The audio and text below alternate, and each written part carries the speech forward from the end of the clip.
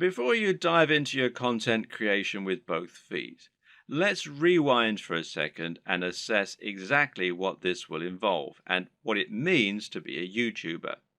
How does one go about making money on YouTube, and how much can you expect to make? It's important you understand the business model here, as that is going to affect the way that you approach your content creation and your general approach to making money online. The main way in which you make money on YouTube is via advertising. Google has its own advertising platform, and it uses this to allow companies and brands to pay to show their adverts on your channel. This is a form of AdSense, for those who know what it is, which means it's PPC. In plain English, this means the advertising uses a pay-per-click system, although you can also get paid when you get a certain number of complete views. In other words, you aren't getting paid a flat fee for your advertising or getting paid per month. Rather, you're getting paid each time the advert is shown and each time someone clicks on it. Of course, not everyone who comes to your channel is going to watch the adverts all the way through or is going to click on them. But you can generally assume by pure statistics that you'll get a certain amount, which is called your CTR or click-through rate.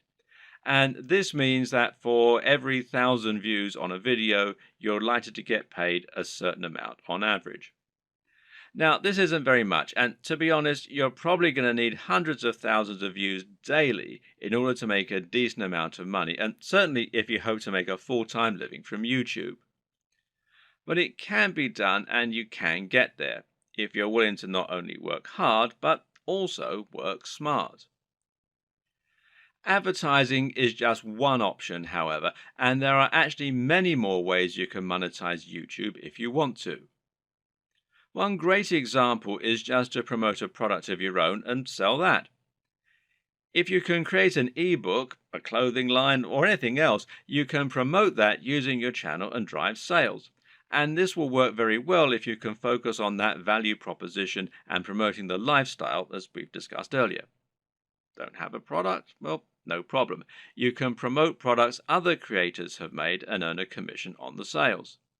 This is called affiliate marketing, and it pairs particularly well with YouTube, seeing as you can be very persuasive when people actually get to see you talking about the product in person, and you can even demonstrate it right on the screen.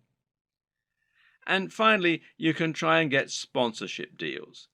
Now, this works very well if you're in a visual medium like fitness, where it's common to get sponsorship from clothes manufacturers, supplement producers, and even companies that make training equipment. You can then demonstrate the products that you're promoting in your videos, and that way you can get a lot of exposure for them. Often these companies will pay per video, while in other cases they might pay a monthly fee, which is up to you to work out with them. Consider these factors and the type of monetization strategy you intend to use at the time that you create your channel idea. Different subjects will make it easier or harder to find sponsors, and generally, a bit of pre-planning can go an awfully long way. The best way to make money on YouTube and become a massive YouTube celebrity is to actually get out in front of the camera and speak to your audience in person. You want them to get to know you, and you want to put your personality across in your videos. This will help to make you considerably more persuasive while simultaneously giving you many more options in terms of what you can create. And if you're going to do that, there's some crucial equipment and software you're going to need to invest in. This can be somewhat expensive, but if all goes to plan, it will pay for itself over time and it will be money well spent. Just as a note here, if you're not comfortable going in front of the camera, you can still be very successful with a YouTube channel, and this will reduce what you need to invest in. We'll discuss these alternative options in subsequent videos, so you can skip most of this one for now if that's your intention. Let's look at some of the hardware you'll need. Of course, the most basic hardware you're going to need is a camera. And this is what you'll use to capture your footage, and that means the quality of the camera is going to directly influence the quality of your videos.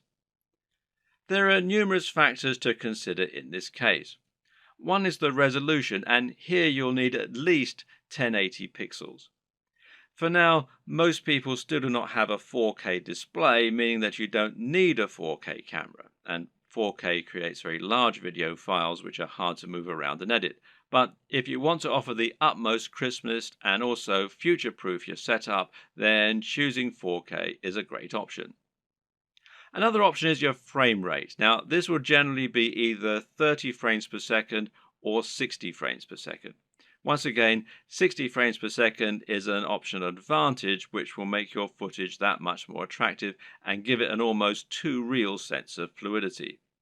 It's entirely up to you if you want to push for this very highest level of quality, but some discerning viewers will certainly appreciate it if you do. Some features to look out for include an optical zoom if you're planning on filming outdoors, and this lets you zoom in with no loss of quality, and options to alter the aperture, etc. Good autofocus is very important if you'll be moving around a lot in front of the camera, while being able to use macros to blur out the background is also a nice option. But what's more important really are the practical considerations for your camera. Having a mic jack, for example, is a very good idea because it will give you the ability to improve your sound quality. Likewise, a wide-angle lens is a very good idea if you're going to be moving around a lot and capturing dynamic footage. Something that you should also absolutely consider a requirement is a screen that can be rotated to face forward. This will allow you to make sure that you're in the shot before you start vlogging. And of course, there's no reason you can't do all this using multiple cameras.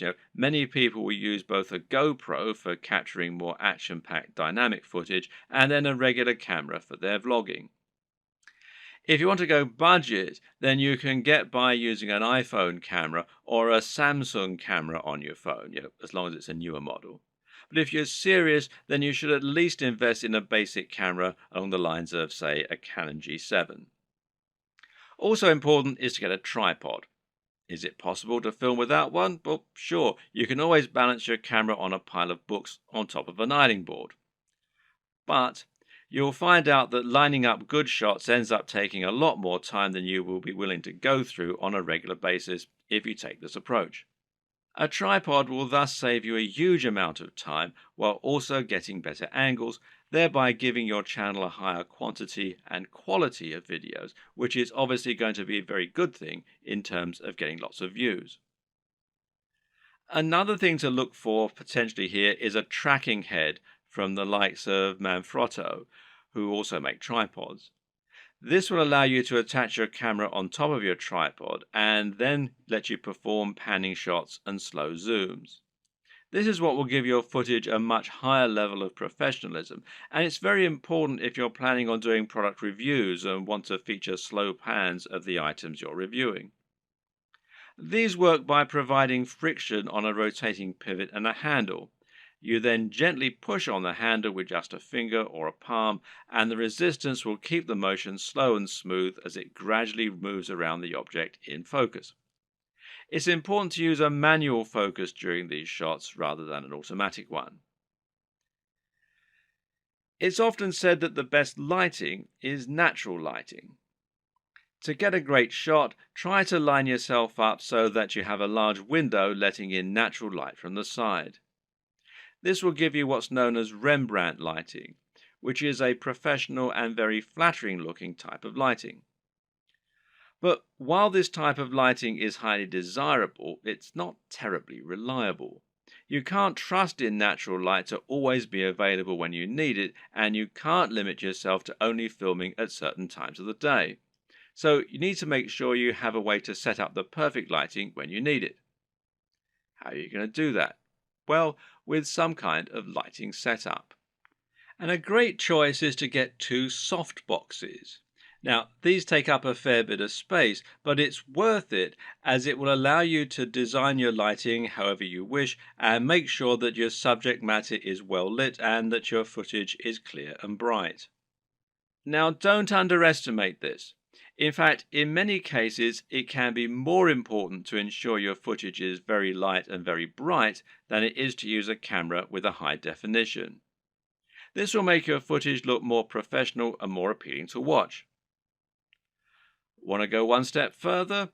Well, depending on the nature of your videos, you can get creative here if you want. Jonathan Morrison has a YouTube channel that's all about showcasing technology products in the very best possible way and making them highly desirable.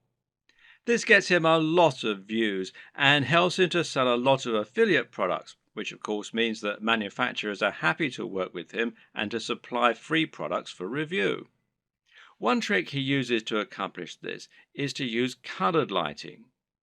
He'll often light phones and other gadgets in a bright pink, green, or purple hue on a white background, which makes them look more modern and more crisp, especially with his high quality video equipment. The great thing is that colored bulbs are actually very affordable, so this is something you can mimic fairly easily yourself should you want to.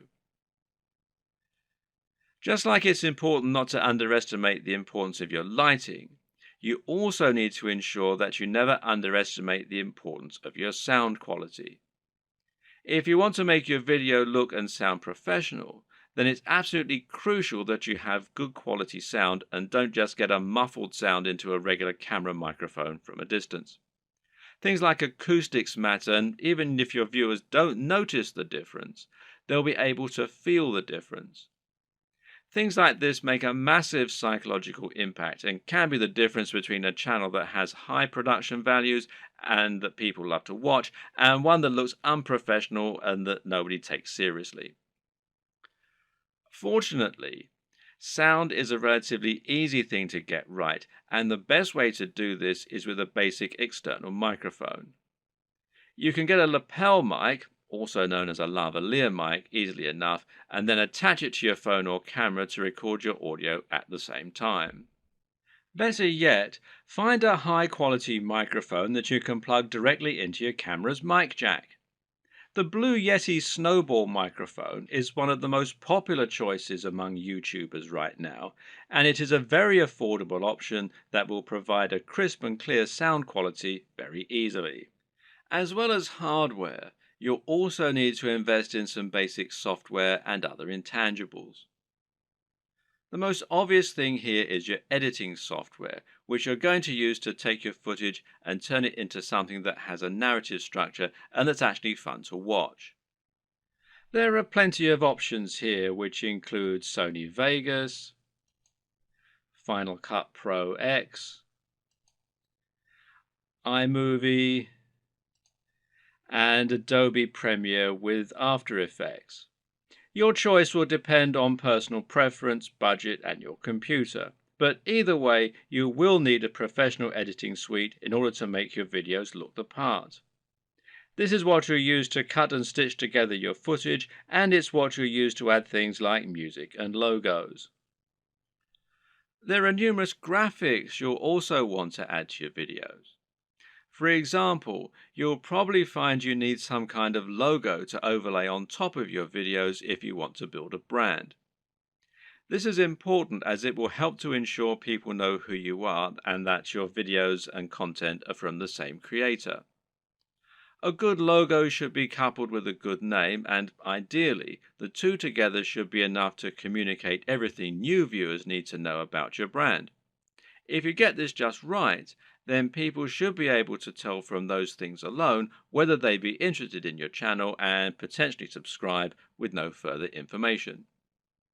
Other graphics will also come in handy. For example, you might want to use bottom thirds, which you will overlay on top of your video as a way to annotate what's happening on the screen. Then you might want to find some stock images that you can use to illustrate points that you're making or that you can use in conjunction with your recorded footage.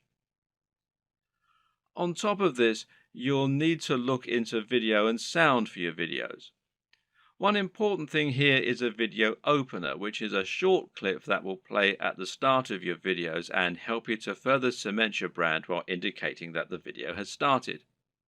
Music can be very useful and would allow you to make your videos a lot more engaging while also being able to invite emotional responses. So, where do you find all these extra materials? One answer is to pay for your materials to be created on a site like Fiverr or Upwork. These sites will allow you to find freelancers who can create your materials for you and make them look very professional. Again, it's a small investment, but it's very much worth it, seeing as how much use you'll be getting out of these things.